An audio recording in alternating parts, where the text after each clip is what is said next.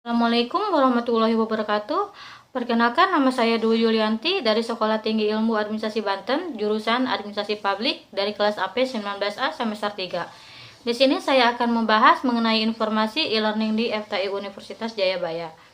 E-learning adalah sistem atau konsep pendidikan yang memanfaatkan suatu teknologi informasi dalam suatu proses belajar mengajar. Sejak pandemi COVID melanda di Indonesia triwulan pertama tahun 2020, kegiatan belajar mengajar terpaksa harus dilakukan secara daring, di mana modul pembelajaran tugas dikirim melalui situs e-learning. Demi memutus rantai penyebaran COVID, maka dari itu gunakanlah e-learning sebagai media pembelajaran bagi mahasiswa di seluruh Indonesia. Situs e-learning tersebut dapat diakses melalui laptop maupun smartphone.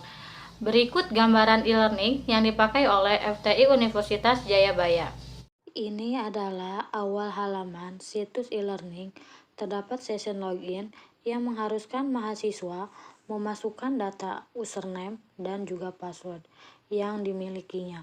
Username tersebut berupa NPM mahasiswa dan setelah login akan menampilkan visual dashboard dari FTI Universitas Jayabaya. Oke, ini adalah tampilan awal atau dashboard dari mahasiswa, di mana di sini ada beberapa kontrol, yaitu kita lihat di bagian atas pojok paling kiri itu tombol menu, kemudian pojok paling kanan ini tombol user yang isinya ketika kita klik isinya adalah profile dan juga untuk logout.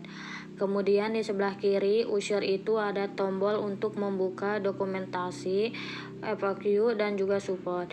Ketika teman-teman ada kesulitan atau teman-teman tidak bisa mengakses menu dokumentasi, dan jika ada pertanyaan teman-teman bisa buka di FAQ apakah pertanyaan teman-teman itu sudah bisa terjawab atau belum. Jika belum, teman-teman bisa langsung menghubungi admin support. Selanjutnya di sebelah kiri adalah tombol notifikasi.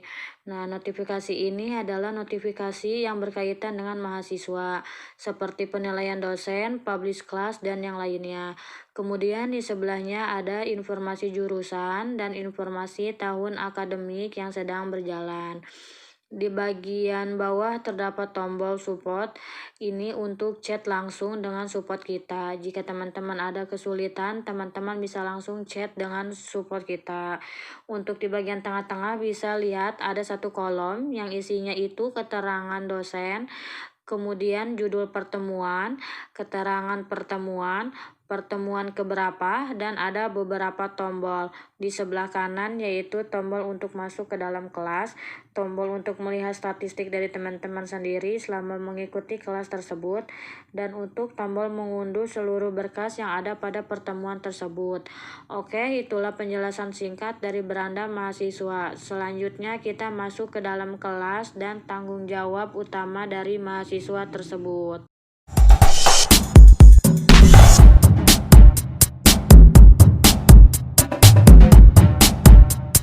Untuk melanjutkan tanggung jawab utama dari mahasiswa, tentunya mahasiswa harus masuk ke dalam kelas.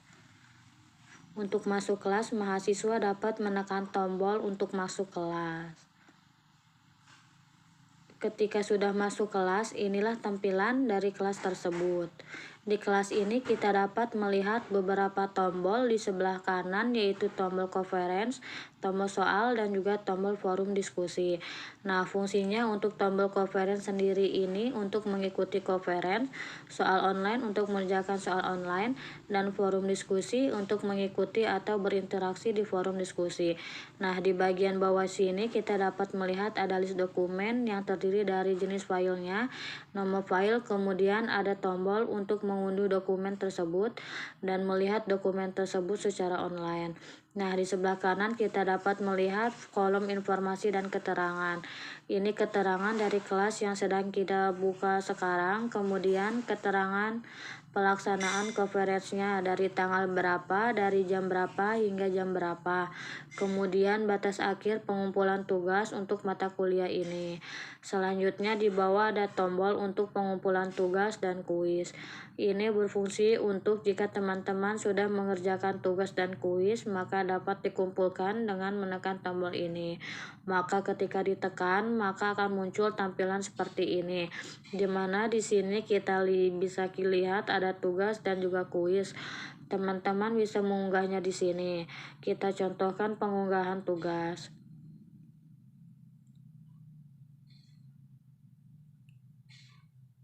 Di sini juga ada tombol hapus dan juga tombol untuk melihat dokumen secara langsung.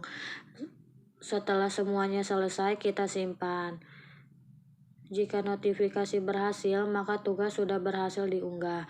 Namun jika teman-teman merasa ada yang salah, teman-teman bisa kembali menekan tombol pengumpulan tugas,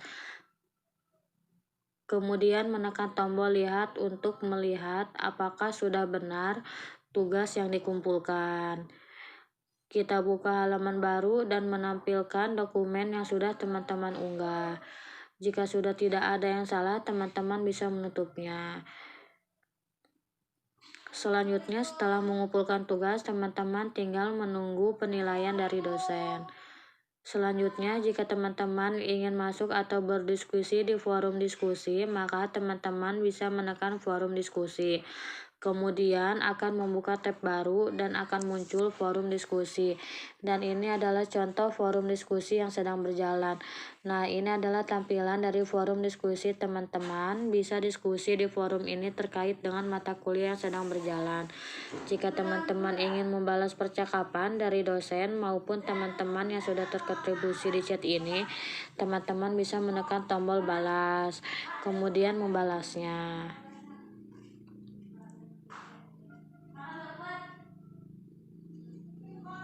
Nah, ini adalah contoh ketika teman-teman sudah membalas.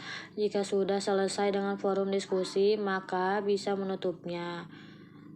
Begitu juga dengan conference dan soal online. Ketika teman-teman ingin mengikuti conference atau sudah masuk jadwalnya conference, teman-teman bisa menekan tombol conference dan akan terbuka Windows baru seperti tadi. Soal online pun demikian. Selanjutnya, teman-teman juga memiliki kewajiban untuk mengakses dokumen, di mana di sini harus membaca atau mengunduh materi. Nah, teman-teman bisa memilih salah satu apakah ingin membaca materi ataupun mengunduhnya saja. Jika ingin mengunduhnya, dapat menekan unduh kemudian simpan. Jika teman-teman ingin melihat secara langsung atau secara online, teman-teman bisa melihat dengan menekan tombol lihat. Maka akan terbuka tab baru yang isinya adalah dokumen yang sudah diunggah oleh dosen tersebut. Teman-teman bisa membacanya secara langsung. Jika sudah selesai membacanya, teman-teman bisa langsung untuk menutup tabnya. Oke, sampai sini teman-teman tinggal menunggu penilaian dari dosen dan untuk mengecek tugas dan kuis yang sudah dinilai atau di sini teman-teman bisa melihat perbedaan antara tugas dan kuis, di mana di sini tugas teman-teman sudah dinilai oleh dosen bersangkutan. Sedangkan untuk kuisnya belum dinilai dan untuk yang sudah dinilai, teman-teman sudah tidak bisa mengunggahnya maupun menghapusnya. Hanya bisa melihatnya saja. Sedangkan untuk kuis karena belum dinilai oleh dosen dan teman-teman juga belum mengunggahnya, teman-teman dapat mengunggahnya. Baik mengunggah maupun menghapus dokumen tersebut. Jika sudah disimpan, oke, itulah alur atau tata cara penggunaan aplikasi e-learning untuk mahasiswa. Di dalam suatu sistem pasti ada yang namanya kelebihan dan kekurangan.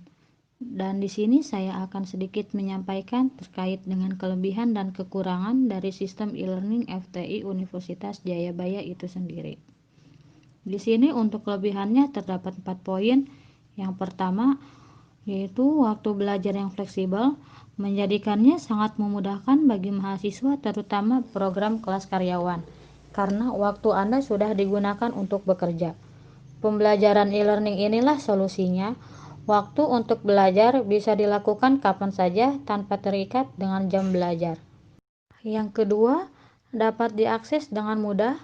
Cukup menggunakan smartphone atau perangkat teknologi lain seperti laptop yang terhubung dengan internet, kita sudah bisa mengakses materi yang ingin dipelajari.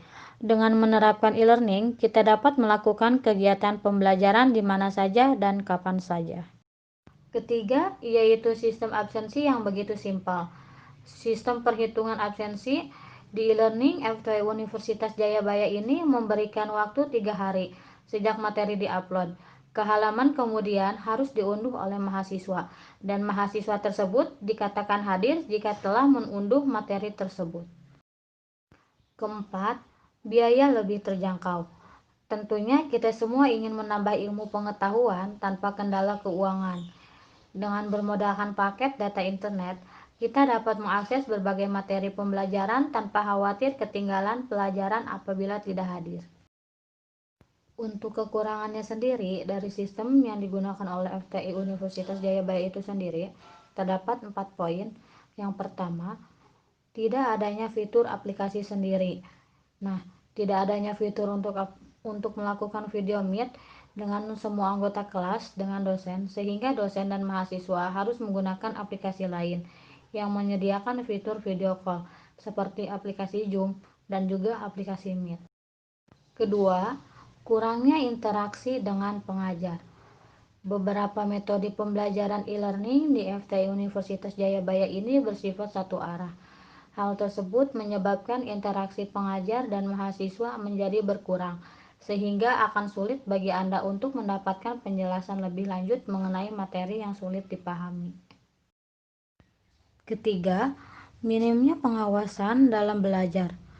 Kurangnya pengawasan dalam melakukan pembelajaran secara daring membuat pengguna e-learning kadang kehilangan fokus.